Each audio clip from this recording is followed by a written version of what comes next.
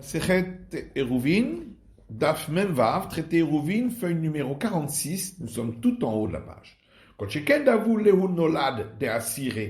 Si on dit que l'eau qui se trouve dans les nuages à l'entrée de la fête et qui est tombée pendant la fête, cette eau-là est considérée comme absorbée dans le nuage et c'est pourquoi elle n'a pas acquis cet endroit-là comme étant son endroit shabbatique. Alors à plus forte raison qu'on n'aurait pas pouvoir l'utiliser puisque au départ elle n'était pas considérée comme de l'eau puisqu'absorbée dans l'air des nuages et elle n'a été créée que pendant la fête. Et la Maya Beravi Mina Naide. C'est pourquoi il faut dire qu'en réalité, effectivement, l'eau qui est dans les nuages est considérée comme de l'eau, mais elle est en mouvement perpétuel, et c'est pourquoi elle n'acquiert pas cet endroit-là à l'entrée du Shabbat ou du Yom Tov. Ashtadatit leachi, et maintenant qu'on dit cela, ou kianus tamil olikshelecha, même si on considère que l'eau était dans l'océan à l'entrée du Shabbat ou de la fête, c'est pas un problème. Mayabu kianus tamil minainaide, puisque l'eau dans l'océan également est en mouvement. Betania, Imraïtadi, Narot Amoshrin, les fleuves qui coulent, ou Marianot Anovaim, et les ruisseaux dont l'eau ruisselle, Hareen Keragle Koladam, étant donné qu'ils sont en mouvement et n'ont pas acquis un endroit spécifique à l'entrée du Shabbat ou de la fête, et donc pourra les déplacer exactement dans les périmètres où la personne qui les a prises pour lui peut se déplacer. Amar Rabbi Yaakov Bar Di, Amar Rabbi Yoshua ben Levi. Rabbi Yaakov Bar Di dit au nom de Rabbi Yoshua ben Levi, Alacha ki Rabbi Yochanan ben Nouri, on suit l'avis de Rabbi Yochanan ben Nouri. Amar Rabbi Zera le Rabbi Yaakov Bar Di beferush shmi alecha ou miklala shmi alecha. Alors Rabbi Zera a dit à Rabbi Yaakov Bar Di, est-ce que tu as entendu cela expressément ou tu l'as déduit d'autre chose? Amarle beferush mirali. Il a dit non, je l'ai entendu expressément. Maïklala. Et qu'est-ce que ça veut dire de l'Agmara qu'il l'aurait déduit? Rabbi Yoshua ben Levi, Rabbi Yoshua ben Levi a dit halacha ki nivra mekel be'eruv, qu'on suit l'avis de celui qui est le plus courant concernant le eruv. Vetartela m'a dit. Mais alors à ce moment-là, pourquoi j'ai besoin de deux enseignements de Rabbi Yoshua ben Levi? Qu'on suit celui qui est le plus courant et qu'on suit Rabbi Yochanan ben Nouri. C'est évident puisqu'il est le plus coulant. Amar Rabbi Zera tzriche. Rabbi Zera dit, j'ai besoin de ces deux enseignements. Di Ashmin alachak Rabbi Yochanan ben Nouri. Car si on m'avait enseigné uniquement qu'on suit l'avis de Rabbi Yochanan ben Nouri, Aviamina ben Ekula ben Echumra. J'aurais dit qu'on le suit dans tous les cas. Que ce soit lorsqu'il est coulant, c'est-à-dire concernant l'homme qui était endormi à l'entrée du Shabbat, qu'il a malgré tout acquis l'endroit où il était, qu'il a donc 2000 coudées à partir de cet endroit. Mais que ce soit également pour ce qui est contraignant, c'est-à-dire concernant des objets qui n'ont pas de propriétaire, qu'on va considérer également qu'ils acquièrent leur endroit, et donc on n'ira pas d'après l'endroit de celui qui les a pris pendant Shabbat ou la fête. Kamash Parlan, c'est pourquoi on vient nous apprendre à la Chakidivra, mais quel Be'eruv. On suit toujours celui qui est le plus coulant pour le Eruv. Venez mal à la Chakidivra, mais quel Be'eruv, à la Chakidivra, ben Nouri la Mali. Oui, mais alors il n'y avait qu'à dire uniquement qu'on suit l'avis le plus coulant pour le Eruv. Qu'est-ce qu'on avait besoin de rajouter qu'on suit l'avis de Rabbi Ramen Nouri, puisque c'est uniquement dans le cas où il est le plus coulant. Il s'arrire. J'ai malgré tout besoin. Ça kalata chamina, parce que j'aurais pu croire anemila yachid bimkom yachid rabim bimkom rabim.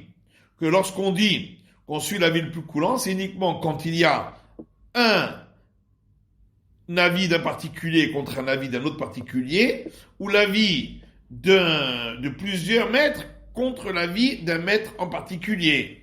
Avali yachid bimkom rabim et malo. Mais s'il s'agit de l'avis d'un maître en particulier contre l'avis de plusieurs, j'aurais pu croire que là, on ne le suit pas.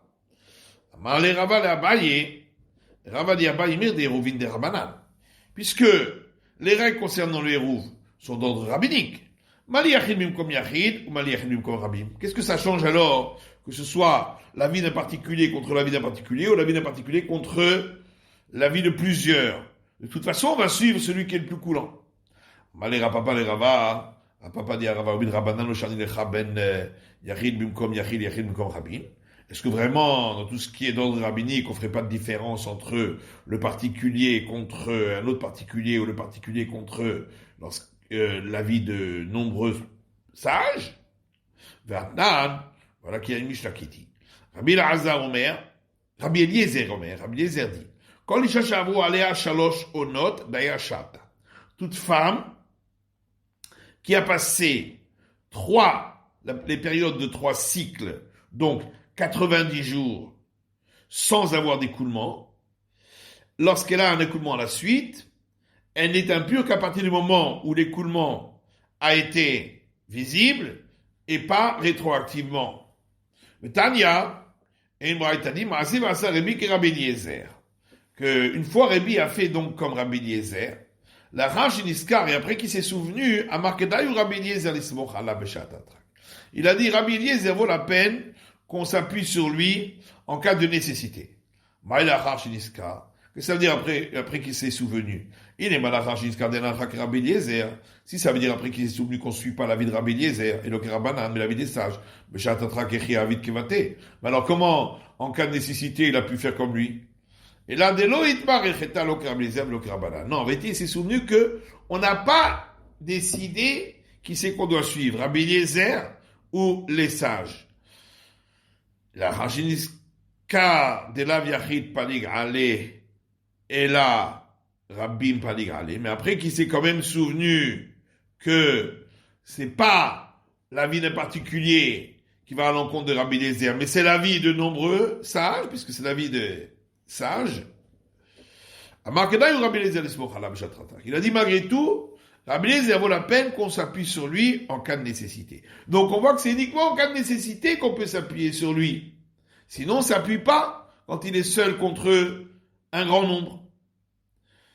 Donc on voit bien qu'on fait une différence, même dans ce qui est d'ordre rabbinique, comme ici l'impureté rétroactive. Amar Mesharchi al Rava, Vamrela Rav Nachman Yitzhak le Rava. Alors Rav Mesharchi a dit lui aussi à Rava. Et certains disent Rav Nachman bar Yitzhak à Rava. Ou Bidrabanan le Shani ben Yachid, Bimkom Yachid ou ben Yachid, Bimkom Rabim. Est-ce que vraiment, dans les règles d'ordre rabbinique, on ne fait pas de différence entre lorsqu'il s'agit de la vie d'un particulier contre la vie d'un grand nombre, ou la vie d'un particulier contre la vie d'un particulier? Pourtant, Vatan, il y a une braïta qui dit Shmu akrova noeget shiva ou shloshim. Celui qui a entendu une mauvaise nouvelle proche, c'est-à-dire qu'il a perdu un parent, mais depuis pas longtemps. Alors, il doit appliquer les règles des 7 jours et des 30 jours de deuil. Rechoka, mais si c'est une nouvelle qui est déjà éloignée dans le temps, et nanoreget et la yom echad. Alors, il n'appliquera ces règles qu'un seul jour.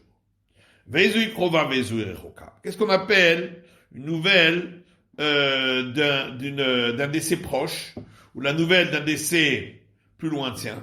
Betor shoshim krova. Si c'est dans les 30 jours après le décès, ça s'appelle une nouvelle proche. La rach shoshim, et si c'est après 30 jours, ça s'appelle rechoka, une nouvelle déjà lointaine. Il Rabbi Akiva, ça c'est Rabbi Akiva. Vechachamim omrim, et les sages eux disent, echad krova vechad rechoka, que ce soit une nouvelle d'un décès proche ou d'un décès éloigné, noget shiv'aou shloshim, on appliquera les règles des 7 jours et des 30 jours de deuil. V'amar Rabbi Yochanan Rabbi Yochanan. Et Rabbi Yochanan a dit au nom de Rabbi Yochanan, comme je t'ai montré Yachid Mekal, ve Rabbi Mahmirim, chaque fois que tu vois que un particulier est coulant et de nombreux sages vont dans le sens contraignant, alors on suit ceux qui sont contraignants, à Merubim qui sont plus nombreux. Sauf dans ce cas-là. Ou bien que Rabbi Akiva est coulant et les sages vont dans le sens contraignant, alors Rabbi Akiva, on suit l'avis de Rabbi Akiva, ça va la Kashmuel, et il suit l'avis de Shmuel. D'Amar Shmuel, Kashmuel a dit Allah Kidivra Mekalbe Avel. On suit toujours l'avis le plus coulant concernant le deuil. Et donc, on en déduit que c'est uniquement concernant le deuil qu'on suit l'avis le plus coulant. Aval Alma, mais ailleurs, pour d'autres règles rabbiniques, Afilou Bidrabanan, même quand il s'agit de règles rabbiniques, Shani Ben Yachid, Bimkom Yachid, Ben Yachid, Bimkom Rabim. On fait une différence lorsqu'il s'agit d'un particulier contre un particulier ou d'un particulier contre de nombreux sages. Rapapa lui dit, Itztarich, j'ai besoin des deux enseignements, de dire qu'on suit l'avis du plus coulant dans le Hérouv, et aussi qu'on suit l'avis de Rabbi Chaben ben Nouri, mais pour une autre raison. C'est parce que j'aurais pu croire, que quand on dit qu'on suit l'avis le plus coulant dans le Hérouv, c'est uniquement pour le Hérouv concernant qu'on pose pour pouvoir porter dans les cours. Aval Be'Hérouv et Troumin, mais le Hérouv qu'on pose pour pouvoir calculer à partir de là son trouble, donc l'espace où il peut se déplacer, et Malo, j'aurais pu croire que là on ne suit pas l'avis le plus coulant. C'est pourquoi on a besoin de nous enseigner qu'on suit l'avis de Rabbi Chanan ben Nouri. Et d'où est-ce que je sais qu'on fait une différence entre le Hérouv pour porter dans les cours et le Hérouv pour calculer à partir de cet endroit l'espace du trou. Parce qu'il y a une mission qui dit Rabuda dit dans quel cas on a dit qu'on ne peut placer le Hérouv pour quelqu'un que lorsqu'on a eu son assentiment. Mais Hérouv et Troumin, quand il s'agit du Hérouv pour le trou, pour calculer à partir de cet endroit l'espace où il peut se déplacer. Aval Hérouv et Chatzerot. Quand il s'agit du Hérouv pour porter dans les cours, mais Arvim ben Eda ben Shilodat. On peut poser le Hérouv pour quelqu'un qu'on ait reçu son assentiment, ou même si on ne s'est pas enquéri de son assentiment. Chez Zachin et Adam Shelo Befanav, parce que on peut faire quelque chose qui est bénéfique pour quelqu'un, même si c'est pas devant lui, sans avoir encore reçu son assentiment. Ven Ravin Adam Shelo Befanav. Par contre, on ne peut pas faire quelque chose qui est néfaste pour quelqu'un, si ce n'est pas devant lui, donc on n'a pas eu son assentiment. Or, même si effectivement, concernant, on considère que pour le Hérouv des cours, c'est un bénéfice pour lui, puisqu'il peut porter dans les cours. D'un autre côté, on va utiliser son pain. Donc il y a aussi quelque chose qui n'est pas bénéfique. Et de l'autre côté, pour le Hérouv de Troum, c'est vrai que d'un côté, lorsqu'on le pose pour lui, il pourra uniquement se déplacer à partir du Troum de cet endroit, il pourra plus utiliser le Troum de l'endroit où il est. Mais d'un autre côté, s'il voulait aller vers ce côté-là, si on sait qu'il voulait aller vers ce côté-là, il y a quand même un bénéfice. Et donc on voit qu'on est quand même plus restrictif, plus contraignant pour le Hérouv pour le trou, par rapport au Hérouv pour porter dans les cours. Ravashi Amar Itzarech. Ravashi lui aussi dit que j'ai besoin des deux enseignements, de dire qu'on suit l'avis de celui qui est le plus coulant dans les Hérouv et qu'on suit l'avis de Rabbi Yochanan ben Nouri chez nous. Pourquoi?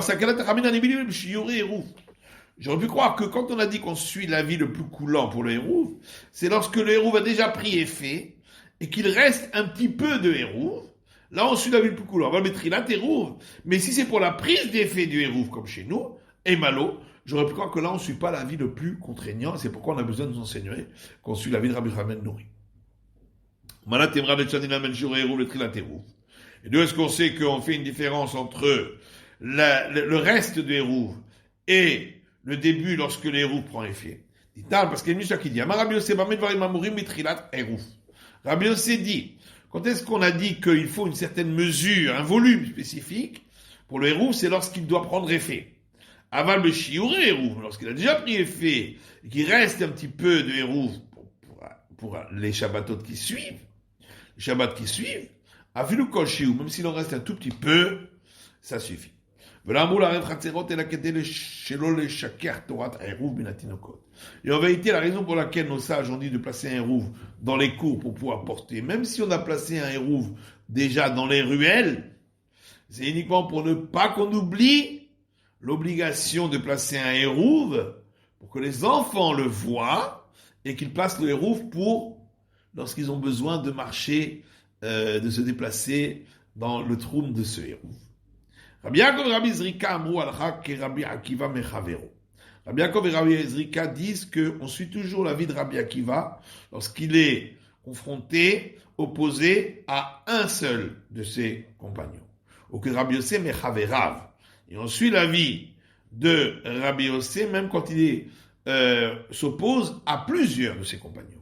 ou que Rébi Mechavero, et on suit l'avis de Rébi lorsqu'il s'oppose à un de ses compagnons. Les Maïlcheta. Et à quel sujet on dit cela? Ravasi Ama Alacha. Rabbi Yassi dit, pour nous dire qu'on suit cet avis-là, et on peut même l'enseigner. Qu'on suit toujours cet avis-là. Le Rabbi Chia bar Abba Amar Mati. Rabbi Chia bar Abba dit, on penche effectivement vers cet avis, mais on l'enseigne pas au public, uniquement à un particulier. Rabbi Yossi bar Rabbi Chana Amar Nirin. Et Rabbi Yossi bar Rabbi Chana dit, ça veut dire que cet avis nous semble plus juste, mais on n'enseigne pas, seulement si quelqu'un a suivi cet avis, on l'accepte. Kishon Azé Amar, Rabbi Yaakov Baridi Amar Rabbi Chanan, et Rabbi Yaakov Baridi a dit au nom de Rabbi Chanan exactement les mêmes termes. Rabbi Meir et Rabbi Yehuda, alors et Rabbi Yehuda. Lorsqu'il y a une discussion entre Rabbi Meir et Rabbi Yehuda, on suit l'avis de Rabbi Yehuda. Rabbi Yehuda et Rabbi Yossé, quand il y a une discussion entre Rabbi Yehuda et Rabbi Yossé, alors et Rabbi Yossé, on suit l'avis de Rabbi Yossé. 25 Roma, Rabbi Meir et Rabbi Yossé, alors et Rabbi Yossé. Alors, à plus forte raison que quand il y a une discussion entre Rabbi Meir et Rabbi Yossé, qu'on suit l'avis de Rabbi Yossé. Achetam comme Rabbi Yehuda l'État. Si déjà, lorsque Rabbi Meir s'oppose à Rabbi Yehuda, on ne tient pas compte de lui, même comme Rabbi Yossé Mbaya, à plus forte raison quand il s'oppose à Rabbi Yossé. Amar Ravasi Afani Lomed. Ravasi dit, moi aussi, je peux en déduire. Rabbi Yossé et Rabbi Shimon, alors et Rabbi Yossé. Que lorsqu'il y a une discussion entre Rabbi Yossé et Rabbi Shimon, on suit l'avis de Rabbi Yossé. D'Amma Rabbi Abba, Amar Rabbi Yochanan, puisque Rabbi Abba dit Rabbi Yochanan, Rabbi Yehuda et Rabbi Shimon, alors et Rabbi Yehuda. Que lorsqu'il y a une discussion entre Rabbi Yehuda et Rabbi Shimon, on suit l'avis de Rabbi Yehuda.